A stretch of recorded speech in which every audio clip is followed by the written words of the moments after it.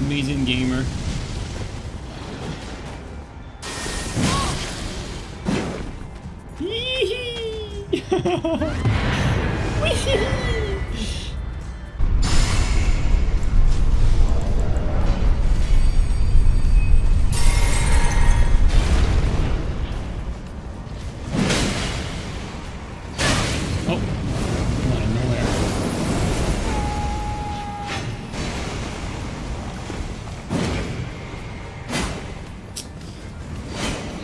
Got one guy running away.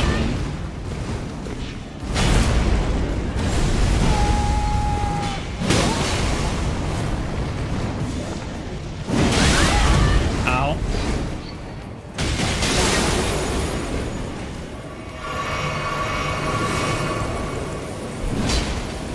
Make this a bit more juicy.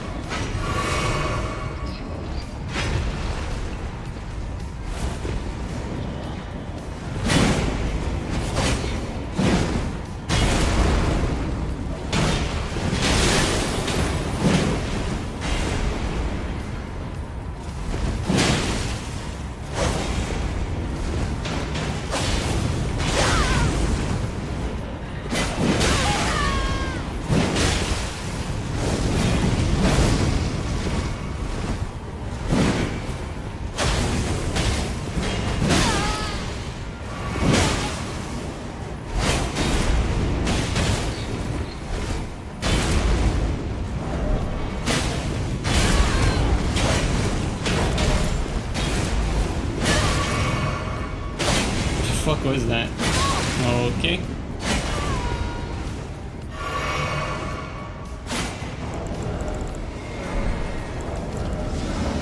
Almost got a freezer by the boss. Oh, teammate's dead, so that means you're dead too.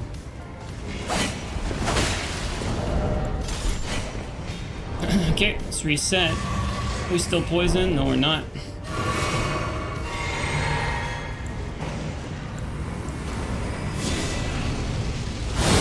Perfect.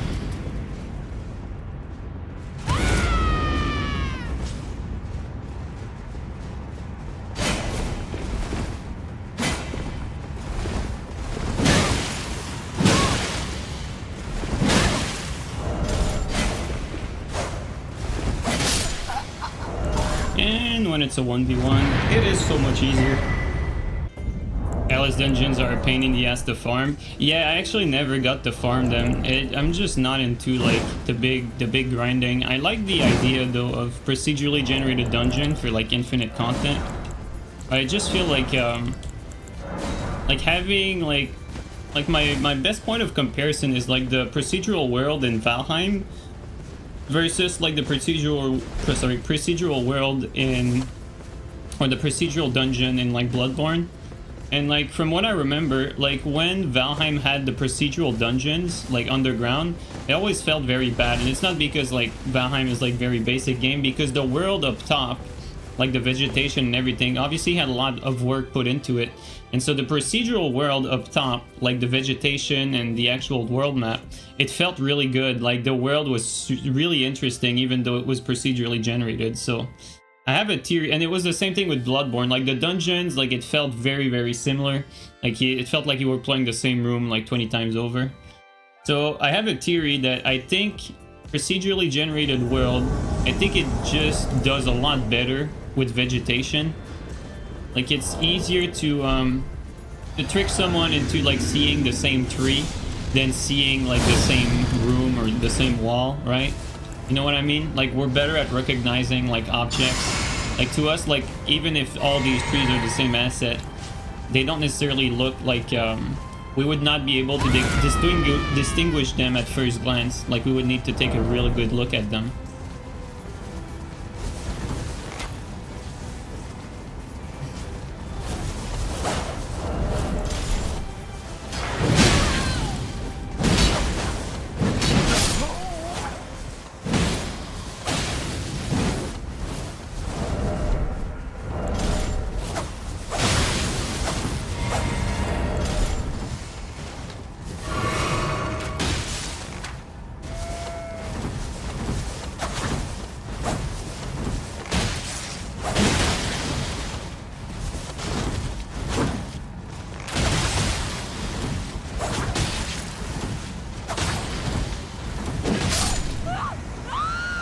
It do be like that.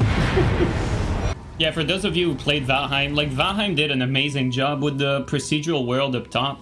Like it really feels like you don't really get bored of the environment in Valheim. Like you'll get bored of like the combat and the gameplay, but the environment itself, like that is something that they really nailed. And I think why Valheim got so popular is because the world was beautiful and you kind of, you know, you got an infinite amount of it because it was procedurally generated. So I think it is possible to make some good procedural content, but like I said, from what I saw so far, maybe we're gonna get better at it in the future, but from what I saw so far, it seems like it's easier to pull off with vegetation. So if they were to like do like a procedural dungeon, I think they'd have to stick with like you know, stuff that's like a forest, for instance, right? Did you play any of the Kingsfield game? No, I have not. Was the Kingsfield procedurally generated? I know like some older games, you know, it was like because the graphics and everything was more simple, it was easier to pull off back then than today, but I'd be interested to know actually. You're trying to think of an open world game that doesn't have aesthetically identical dungeon and you can't think of any. Yeah, that's what I'm saying too. Like even though like I love Skyrim, I mean, you definitely, like, I think Skyrim is, like, one of the better ones that obviously reuses the same assets for their dungeon, but in Skyrim, I feel like there's a bit more, like, you can tell that in Skyrim, the artists have gone over it. So, like, they reuse the same room for every dungeon, but at least the artists have gone over it, and they kind of, like, pimped up, like, every room, like, one by one, by hand, you know? So, you know, it's a bit better, but I still feel like I don't think I've played a game that has like dungeons that don't feel repetitive actually, now that I think about it. Daggerfall had massive procedural generated dungeons and they're a nightmare. Are they?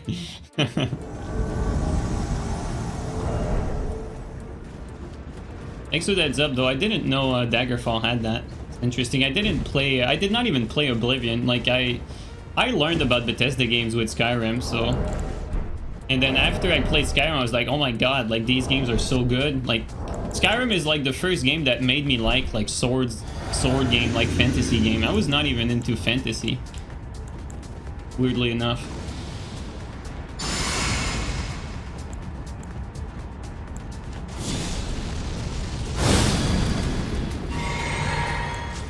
Okay, let's do the total. All right.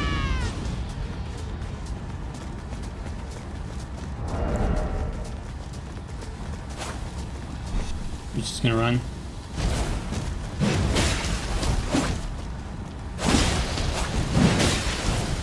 Okay, this guy has highlight.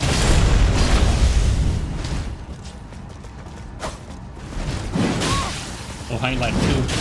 Super highlight. That was queued like crazy. Holy shit. God damn that lat. Okay, if he does the follow-up.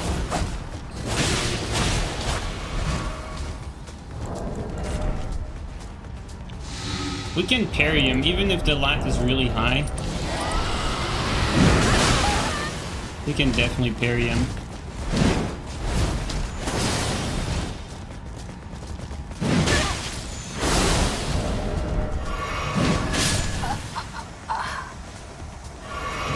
I'm assuming that's the Phantom.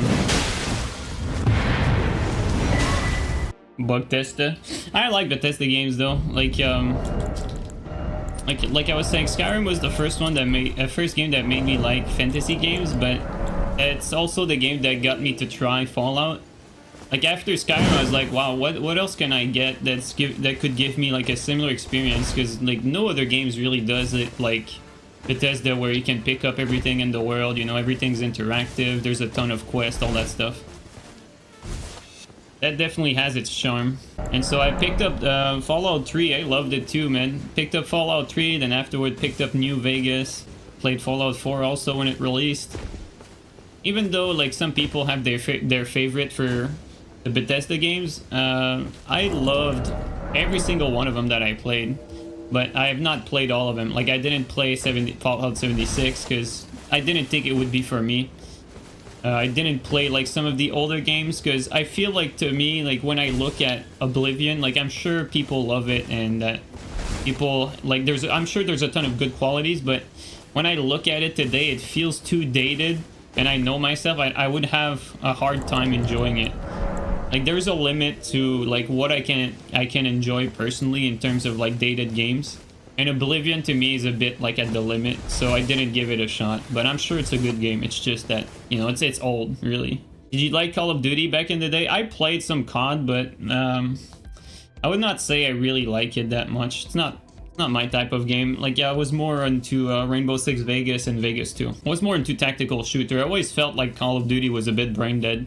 Don't get me wrong, though. I say that people that play at the highest level, this is not brain dead. Like, if you watch like the competition for Call of Duty, it's extremely high skill. But anything else than that, it's pretty brain dead. Good spawn. Where the hell are we supposed to go here?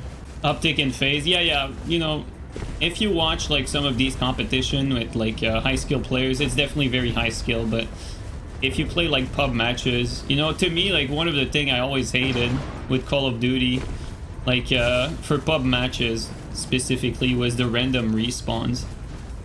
I was always like I always thought that there was like a nice tactical aspect to getting out of a spawn lock and doing a spawn lock yourself. So I always like that, but no games does it nowadays. They all like give you these random respawns. So there's no like, what I liked is that there was a notion of a battle line, right? Like the maps had specific choke points, and you had the notion of like battle line, and there was like a timing to it. Like if you did a rush at the start of the game, well, it's like that for attack and defense, but if you do a rush at the start of the game, there's an established like invisible line where you and the enemy will meet at the same time at specific spots around the map, right? Well, in Team Deathmatch, you get that in the initial, like the first minute or whatever, but as soon as the first minute is over, you don't get that anymore. And you still get that sense of battle line if the spawn are not random. So, you know, little details as to why I never really got into COD, but to me, like, every shooter is trying to emulate COD, so I don't really play shooters anymore because there's no shooters that appeals to me. I feel like the actual tactical genre is kind of dead. To me, the only good shooter that still exists, and actually it's doing pretty well, I think it goes to show that it is actually, like, a good shooter, it's Counter-Strike, really, you know. To me, like, a game like Counter-Strike is really the only shooter out there that I can actually appreciate. And it's funny because this game is so old, yet nothing replaced it. Why? Because really no one is making any tactical games anymore. They're just making COD clones. So, I mean, it's fine. I don't think I would get back into shooters now. Like, I feel like the landscape for shooting games has changed so much. Like, from what I've been seeing online, it seems like cheating is so much more prevalent in shooting games nowadays. And the cheats are quite nasty, you know, like the see-through walls, the aimbot, all that stuff. There was not nearly as much of that, or like I don't think like anyone have ever had that in any competition or any of my time playing Rainbow Six, really. But now, like, it's not even just PC, it's on console too, apparently. So yeah, you know, things have changed so much. I don't think I would get really back into it. I think I'm probably gonna stick to I really got in love with the fantasy games with Skyrim, and then after that I got introduced to Dark Souls 2 from an Armored Core friend. Got into this as well. Obviously, I love the Souls combat. To me, Souls combat is the best combat iteration that any fantasy game has. It's like I found in Dark Souls or in Souls games, the sort of like the skill that shooting games had. Wow, we just jumped the wrong way. The skill that shooting game had a little bit, but it was never perfect in any Souls, though. That's the only problem. But like, you can, like, the skill, you can feel some of it once you get good enough, and once you're playing someone good enough. There's definitely a lot of spacing and timing that comes in it, and some Souls games do it better than others. Like, I know everything that there is to know about Dark Souls 3, and I'm like, you know, looking at every play, understanding every play, and I'm like, this game is very tight. You know, there's a lot of skill that comes into like how tight you play, and I'm not really getting that same feeling with Elden Ring. Like, you don't get that tight spacing like in Dark Souls 3. And as much as Elden Ring improved in many capacities over Dark Souls 3, and I would probably had trouble going back to Dark Souls 3 today, because the things that Elden Ring improved upon to Dark Souls 3 are so big, like the forward momentum, the variety of attack, you know, breaking neutral. These are all good things that I didn't like about Dark Souls 3, so it's not like all black and white, really. Okay, where are we going here? I don't know where I'm going, but there's still some stark differences. Oh wow, good thing I actually respawn. Look at that.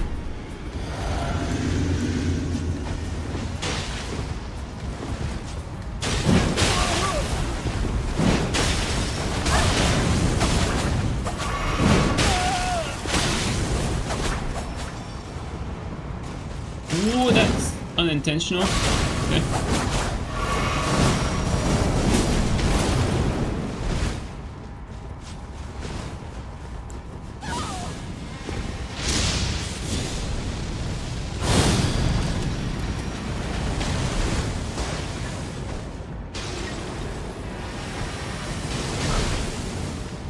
Oh, we hit one.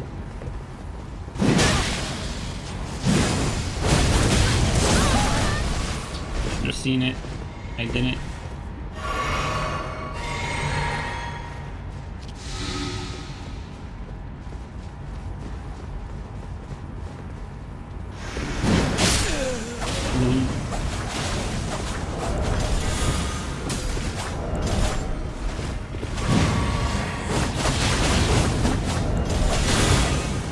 No parry.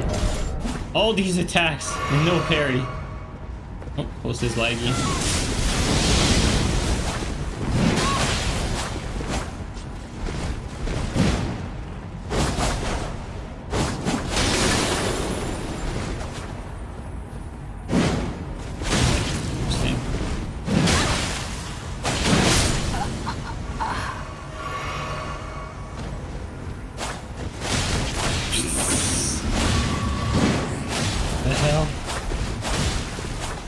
This guy, he doesn't know what he's doing, but at least he's laggy.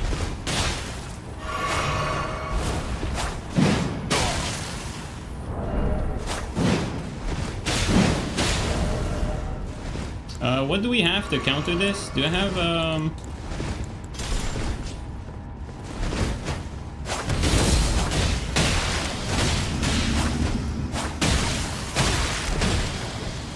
Jesus, what is that backstab attempt?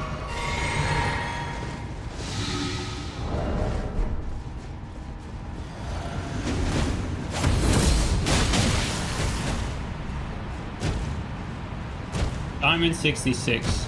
It is probably like his net is so shit, he probably disconnected. Let's get ready to explode.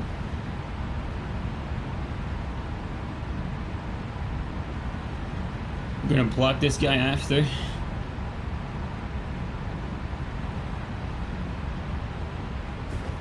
Are you playing on PS5? We're playing on the Wii U at the moment. I wish I had a Switch to play Zelda, but we're stuck on Wii U, unfortunately.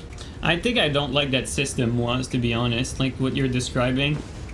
Like, yes, scaling is better than what we got in Elden Ring, but honestly, like, I think what would be better than all of that is just, you know, make a max level where you can still have a character, you know, like we talked about this many times. Like, if 200 was to be the max level, people would be fine with that. But if you just put a max level like that, that's capped low enough so that there's still somewhat of stat allocation that matters, where it's not just 99 and everything, then you incentivize the players to play at that level, and so you just get everyone to play at the same level instead. So you let people beat the game at the normal level, and you just incentivize the PvP activity to be at max level. I think that's really how it should be, instead of having like all sorts of scaling, to be honest. It's just that the max level, like 713, doesn't make a whole lot of sense, because not only does it take forever to get... Yeah, I have the max level be 150. Yeah, personally, Fated, I would actually like the max level to be like 100, but I know that would be vastly unpopular. But like, you know, like I said, I would be fine with like 200. I'd be fine, of course, absolutely fine with 150. Of course, 125 as well, you know. I drank my physic way too early. Like, I feel like that would solve a lot of problems. Just incentivize the activity at one level. I'm not sure we're in the right room. Yeah, we're not. Oh, well, we got lucky.